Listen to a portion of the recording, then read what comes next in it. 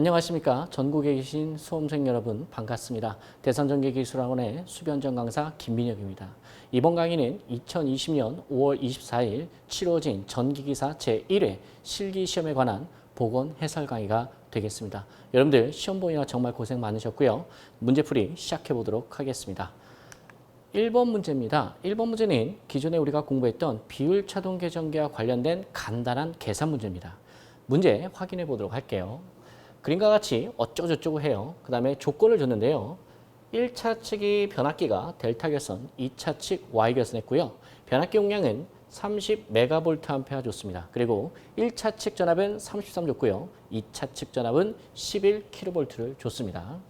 그리고 나서 고장 전류가 전격 전류의 200% 이상에서 동작하는 계전기에 전류값을 구하여라. 자, 여기서 200%라는 조건인 여러분께서 반드시 기억하셔야겠죠. 자, 그 다음에 나머지 조건 확인해 보도록 할게요. 단, 변압기의 1차 측과 2차 측의 CT의 변류비는 500대 5, 2000대 5짜리다. 자, 그럼 그림을 한번 보도록 할게요. 지금 보시면은 요 가운데 있는 게 변압기입니다. 변압기 결선이 1차 측이 델타 결선이고 2차 측이 Y 결선이다라는 겁니다. 딱 봐도 여러분 얘는 Y고 얘는 델타 같죠. 그리고 왼쪽이 1차 측이고 왼쪽이 이제 33kV다라는 거고 오른쪽이 2차 측이죠. 11kV다. 변압기 용량은 문제에서 30MVA로 줬습니다. 그렇다면 여기서 일단 기본적으로 여러분께서 조심하셔야 할 내용은 자, 변압기가 지금 델타와 Y 각변이 30도의 위상차가 발생이 되었죠. 그렇기 때문에 이 양쪽에 닿는 CT는요. 각변이를 보정하기 위해서 그 결선에 반대를 하셔라 라고 얘기를 했었어요. 그럼 여기가 델타면 여기 CT는 무슨 결선을 해야 돼요? Y 결선을 해줘야겠죠. 자, 여기 CT는 무슨 결선을 해줘야 돼요? 델타 결선을 해줘야겠죠. 조심하셔야 됩니다. 그리고 지금 오른쪽이 2차 측이 델타 결선되어 있어요. 그렇기 때문에 지금 비율 차동 계전기 또는 차동 계전기에 들어가는 전류는 델타 결선이기 때문에 무슨 전류예요? 선전류가 흐른다라고 이야기를 했어요. 그렇기 때문에 전류 몇 배로 곱한다? 루트 3배로 곱한다라는 거 지금 기억하시고 계셔야 합니다. 자, 요 정도로 여러분께서 가볍게 보시면 되고요. 그러면은 여기에 흐르는 전류와 여기에 흐르는 전류를 각각 구해서 그걸 빼줘야겠죠. 뺀 다음에 곱하기 얼마야 돼요? 200% 곱하기 2를 하셔야 된다. 그럼 먼저 왼쪽에 1차 측에 흐르는 전류부터 한번 구해보도록 할게요. 지금 문제에서는 이제 IP라고 했는데 IP를 한번 구해보면 간단합니다. 자, 먼저 1차 측에 흐르는 부하 전류를 계산해야죠. 루트 3에 곱하기 전압이 얼마예요? 33. 그 다음에 변압기 용량 30MVA죠. 곱하기 10의 3승. 곱하기 자 얘가 1차 측에 흐르는 부하 전류죠. 이게 이제 다운이 돼서 흘러가는데 얼마만큼 다운되냐? CTB만큼 다운이 된다. 그래서 500분의 5를 곱하시면 된다더라. 이해되십니까? 그러면은 요걸 계산하면 얘가 대략 얼마 정도 나오냐? 5.25A 정도가 나온다라고 보시면 돼요. 아, 그럼 이렇게 5.25A 전류가 흐르는 거예요. 자, 2차 측 구해보도록 할게요. 자, 2차 측은 어떻게 구해요? 같은 방식으로 루트 3 곱하기 2차 측의 전압 얼마 넣어야 돼요? 11 넣어야겠죠. 11 곱하기 변압기 용량 30 곱하기 10의 3승. 메가를 줬으니까 킬로로 바꾸기 위해서 10의 3승을 곱하면 됩니다. 자, 곱하기 자, 이 전류가 다운이 돼서 흘러갈 텐데 얼마만큼 다운됩니까? 그쵸? CTB만큼 다운이 되겠죠. 그래서 곱하기 200분의 5를 2000이죠. 2000분의 5를 곱해주는 거야. 근데 앞서 말씀드린 건데 자, 요게 일반적인 Y 결선이었으면 여기서 끝나요. 근데 반드시 델타 결선이기 때문에 선전류가 그렇기 때문에 루트 얼마를 해줘라? 루트 3배를 곱해줘라 라는 거죠. 자, 루트 3을 곱하면 얘가 얼마 나오냐? 6.82가 나옵니다. 오케이. 자, 그러면은 이 차동 계전기에 흘러가는 전류는 5.25에서 빼기 얼마를 해줘야 돼요? 6.82를 해줘야 된다라는 거예요. 그 전류의 몇 프로에서 200%에서 즉 2배의 전류에 동작하겠다라는 거니까 식을 세우면 간단하게 마지막 식 세우면 5.25 빼기 6.82가 되겠죠. 이 값에 얼마 한다? 곱하기 2를 한다. 그러면은 얘가 대략 얼마 나오냐? 3.14 정도 나올 겁니다. 실제 나오는지 한번 계산기를 두드리시면서 확인하셨으면 합니다. 자, 깔끔하게 1번 문제 풀었고요. 자, 다음 문제 풀어보도록 하겠습니다. 2번 문제 풀어보도록 하겠습니다. 2번 문제는 2019년도에 나왔던 문제를 약간 변형해서 출제를 한 겁니다. 2019년도 기출문제를 보면 여러분 비오차에 관한 설명 또는 공식에 대해서 물어봤고요. 2020년 제1회 시험에서는 이번 시험에서는 간단한 공식을 이용해서 계산하는 문제가 출제가 된 겁니다. 문제 확인해 보도록 할게요. 자, 100대 5인 변류기가 있대요. 지금 변류기가 있는데 그 변류기에 CTB가 100대 5다. 그럼 저 값은 무슨 값이라고 했었죠? 그렇죠. 공칭 변류비 값이다. 1차에 250A가 흐를 때 근데 2차 측에는 실질적으로 이제 10A 흘렀다. 250A가 흘렀는데 2차 측에는 실질적으로 10A 흘렀다라는 것은 실제 우리 공칭 변류비와 실제 변류비가 차이가 난다는 것을 우리가 금방 생각할 수가 있겠죠. 자, 암산할 수도 있어요. 자, 100대 5면 얼마예요? 20배죠. 근데 실질적으로 걸었더니 몇 배가 다운된 거야? 25배가 다운된 거나 마찬가지다. 그럼 차이가 생겼죠. 그게 바로 비오차다라는 겁니다. 그래서 간단하게 계산하면은 자, 요게 얼마예요? 20이죠. 그리고 얘가 얼마예요? 25죠. 그리고 나누기 25로 하면 자, 마이너스 20%가 나옵니다. 3번 문제 풀어보도록 하겠습니다. 피레기의 설치 장소를 3가지 쓰시오라는 문제네요. 자, 우리가 피레기 같은 경우는 굉장히 다양한 시설 설비에서 굉장히 많은 곳에 사용하고 있습니다. 자, 그런데 우리가 이렇게 시험에서 설치 장소에 관한 몇 가지를 쓰라고 한다면요. 우리는 1차 때 전기설비 기술기준 및 판단기준 과목에서 배웠던 피레기의 설치 위치 4가지를 기억하고 계신 그 중에 3가지를 작성해 주시면 되는 문제죠. 그런데 지금 봤더니 선생님 이거 아직도 외우기 좀 껄끄럽습니다 하시는 분들이 있어서 이 부분을 조금 쉽게 외우는 방식을 한번 설명을 드리겠습니다. 일단 우리가 발전소, 변전소 또는 이에 준하는 장소에 가공전선로의 인입구 및 인출구에 시설을 하겠고요. 가공전선로에 접속하는 배전용 변압기의 고압측 및 특고압측, 그리고 고압 및 특고압 가공전선로로부터 공급을 받는 수용장소의 인입구, 그 다음에 가공전선로와 지용전선로가 접속되는 곳, 이렇게 4군데가 법적으로 되어 있는데, 자, 이 부분을 우리는 어떻게 전력 개통도를 생각하면서 간단히 외울 수가 있었죠. 전력 개통도라고 얘기를 하면요, 일단 우리가 전기를 만들어내는 발전소가 있겠고요.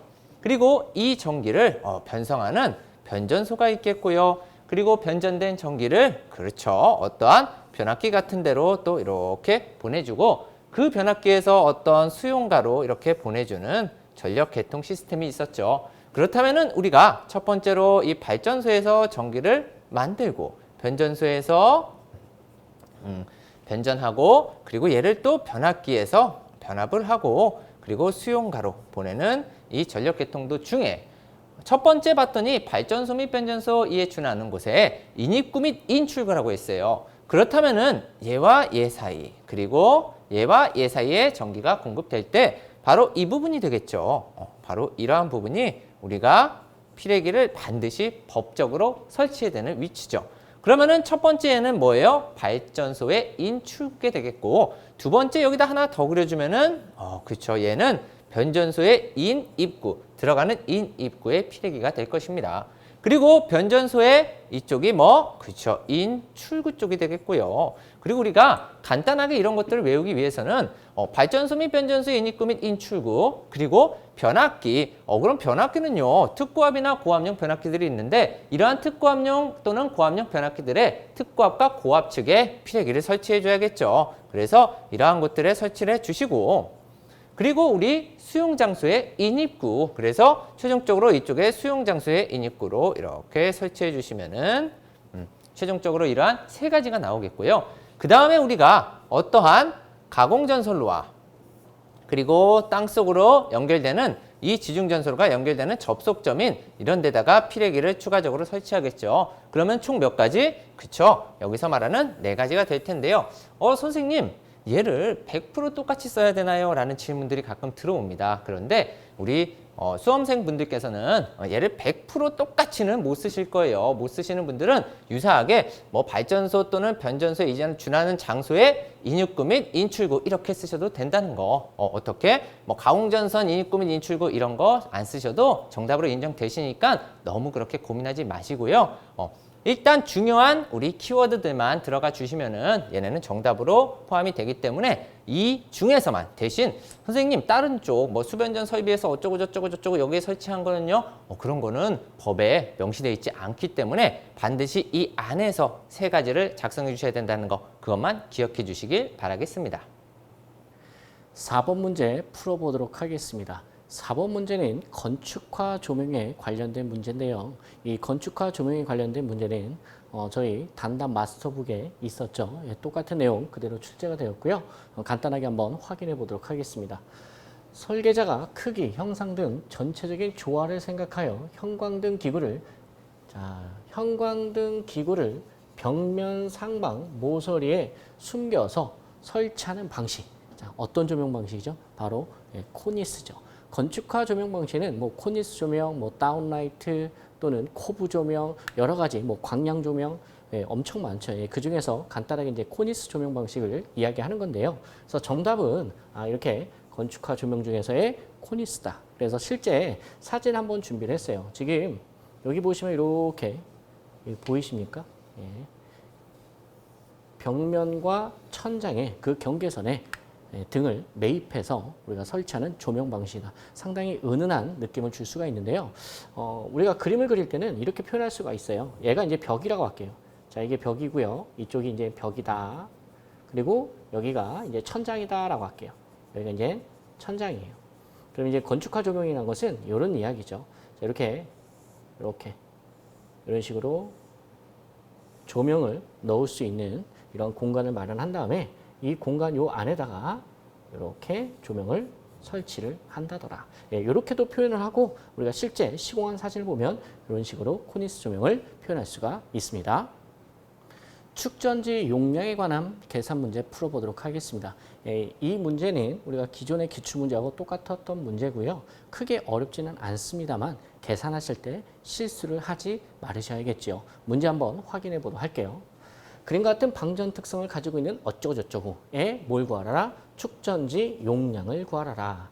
자, 그러면은 이런 문제를 여러분께서 보실 때는 어떻게 하라고 그랬었죠? 얘네들의 면적을 계산하는 게 바로 축전지의 용량을 계산하는 거다. 그러면은 이 면적을 계산할 때는 여러분께서 여러 가지 방법이 있을 텐데 우리 수험생들께서 편한 쪽으로 접근을 하시면 됩니다. 먼저 주어진 수치를 우리 이 도면에다가 이기를 하면서 실수하지 않게끔 한번 옮겨 적어보도록 할게요. 자, 하나씩 적어볼 텐데요. 방전 전류가 I1은 200A다. 자, 그러면은 여기까지가 얼마다? 200이다 라는 얘기고요. 자, 그 다음에 I2가 300이다. 그럼 여기서부터 여기까지가 얼마다? 300이다 라는 얘기입니다. 그 다음에 I3는 150이다. 얘가 150이래요. 자, 그 다음에 I4는 얼마다? 지금 100A다라고 되어 있지요. 자, 그러면은 참고적으로 좀 말씀을 드리면 그럼 얘와 얘 사이 요 폭은 얼마입니까? 요 폭은 200에서 300 빼주면 얘가 얼마예요? 그렇죠. 얘는 100이 되는 거죠. 100이 되는 거고. 자, 그 다음에 색깔 바꿔볼까요? 자, 여기서부터 여기까지의 요 높이는 얼마입니까? 150이 되겠죠. 왜? 여기서부터 여기까지가 300이니까 그 반 빼주면 150만 남는 거고요. 그 다음에 뭐 여기 한 군데 더 있네요. 여기가 150이고 여기가 100이래. 그럼 얘는 얼마가 돼요? 얘는 그렇죠. 암산하면 50이 되는 거다. 그래서 먼저 세로 높이를 먼저 봤고요. 그 다음에 이제 가로값에 해당하는 용량 환산 시간이죠. 자, 용량 환산 시간 T1에 해당하는 K1, T2에 해당하는 K2, 그 다음에 K3, K4 값을 줬습니다. 쭉 하고 여기다가 숫자만 대입하시면 되시는데 자, 기본적으로 주어진 값 한번 써볼게요. T1, K1 값을 쓰면 되겠죠. 여기 얼마예요? 2.45고요. 얘 얼마예요? 2.45죠. T3는 1.46이래. 1.46 넣고요. 그 다음에 T4 얘가 얼마다? 0.45를 줬습니다. 자, 그렇다면 어떻게 면적을 계산하겠냐? 그 면적 계산하는 건데 저는 이렇게 한번 계산을 해볼게요. 어떻게 계산할 거냐? 자, 요 면적. 자, 요 면적하고요. 어떤 면적을 더할 거냐면 자, 빨간색으로 해볼까요? 요 면적을 더할게요. 자, 요 면적을 더하겠습니다. 그러면은 요 첫 번째 면적을 동글뱅이 1번이라고 하고요. 요 면적을 동글뱅이 2번이라고 할게요. 근데 1번과 2번을 더하면 되는데 사실 요 면적과 요 면적은 이 면적과 그 다음에 요 면적은 원래 들어가면 안 되겠죠. 빼줘야겠죠. 그렇죠. 그래서 얘를 동글뱅이 3번 면적, 얘를 동글뱅이 4번 면적이라면 이렇게 되는 겁니다. 1번과 2번은 더해주고요. 그 다음에 동글뱅이 3번 면적과 4번 면적은 어떻게 해줘야 돼요? 빼줘야 된다라는 기본적인 개념을 잡으시면 되겠죠. 그 다음부터는 사실 지역적인 계산 문제에 불과합니다. 자, 그 다음에 보수율 얼마 줬어요? 0.7. 뭐 분모로 들어가면 가볍게 풀 수가 있겠죠. 그러면 얘 면적 구하면 먼저 높이가 얼마예요? 200이고 시간 얼마예요? 2.45죠. 그러면은 200에다가 곱하기 2.45. 요게 이제 1번 면적이 되는 거고요. 자, 그 다음에 더하기 2번 면적, 요 높이부터 여기까지 요 빨간색 요 부분의 면적이 되겠죠. 그럼 얼마입니까? 100이죠. 그러면은 100에다가 곱하기 용량 환산 시간 똑같이 2.45. 선생님 용량 환산 시간 이거 더 짧아 보이는데 값 똑같은데요? 이렇게 물어볼 수도 있는데 그냥 똑같다고 계산하시면 되십니다. 큰 차이가 없다 이런 의미예요. 자, 그래서 이렇게 동글뱅이 1번 면적과 동글뱅이 2번 면적을 구했고요. 자, 이 전체 면적에서 요 초록색 면적을 뭐 해주면 돼요? 테이크어웨이 빼주시면 되겠죠. 자, 그러면은 이 초록색 면적은 요거죠, 요거. 이렇게 요 면적, 요게 동글뱅이 3번 면적이에요. 그럼 용량 환산 시간이 얼마예요? 1.46이죠. 1.46에다 곱하기 얼마면 돼? 150. 자, 요게 동글뱅이 3번 면적이고요. 그 다음에 동글뱅이 4번 면적은 어떤 겁니까? 요 코딱지만한 요 면적 있죠. 그럼 높이가 아까 전에 50이었고 용량 환산 시간 0.45였으니까 50에다가 곱하기 0.45. 그럼 이 값은 동글뱅이 4번이죠. 이 값은 뭐예요? 이 값에서 빼주면 되겠죠. 그거 간단하게 정리해서 식으로 보면은 어쩌고 했다. 요게 지금 여러분께서 보실 때 요 면적이 아까 전에 이제 동글뱅이 3번과 동글뱅이 4번 면적이 되는 거예요. 그래서 여기 부호가 마이너스로 되게 되어 있습니다. 요게 아니죠. 이게 멀리서 보니까 잘 안 보이네요. 자, 요 부분이 동글뱅이 3번과 동글뱅이 4번의 면적이고 얘는 뭐 해줘야 돼? 빼줘야 되는 거죠. 그 다음에 보수율, 메인테넌스 얼마 줬어요? 0.7 줬죠. 계산기 두드리면 정확하게 딱 705 정도 나옵니다. 실지수에 관한 간단한 계산 문제 한번 풀어보도록 하겠습니다. 자, 문제를 확인하시면 가로가 8m, 세로가 10m 줬고요. 자, 높이가 4.8m 줬어요. 자, 실지수 계산할 때 등고만 조심하시면 되시죠. 이랬을 때 이제 실지수 또는 이제 룸 인덱스 또는 방지수라고도 합니다. 그리고 바닥에서 0.8m 높이에서 작업을 한다고 주었습니다. 자, 그러면은 우리가 간단하게 실지수에 관한 공식에서 우리가 쉽게 문제를 풀 수가 있을 텐데요. 우리가 한번 돌다리도 두들기는 셈 치고 다시 한번 보도록 할게요. 자, 여기가 천장이에요. 그리고 여기가 바닥이라고 할게요. 지금 천장과 바닥 요 사이의 높이가 얼마래요? 4.8m다 라고 했고요. 그 다음에 작업면, 자, 바닥으로부터 0.8m 떨어졌다. 그럼 여기가 작업대가 있다고 가정할게요. 작업대가 있고 이 높이가 0.8m다. 그러면은 등고는 자, 얘가 되겠죠. 얘는 얼마다? 4m가 되겠네요. 그러면은 등고가 4m라고 할 때는 등이 이렇게 천장에 매입이 되어 있다고 가정을 하는 거예요. 그랬더니 선생님, 이 천장에 매입이 되어 있다고 조건에서 없는데요? 라고 이렇게 물어보시는데 그렇게 돼 있다 가정을 하는 겁니다. 자, 그래서 등고는 4m를 넣고요. x와 y는 각각 가로와 세로의 길이를 대입해서 풀어주시면 됩니다. 그랬더니 실지수가 셋째 자리에서 반올림하면 얼마 나오겠어요? 1.11이 나오는 거죠. 여러분께서 이제 공부하실 때 조심하실 것은 철골 공장이나 엘리베이터에서는 그 기준면이 다를 수가 있습니다. 그런 조건들을 확인해 보시면서 공부하시기를 바랍니다.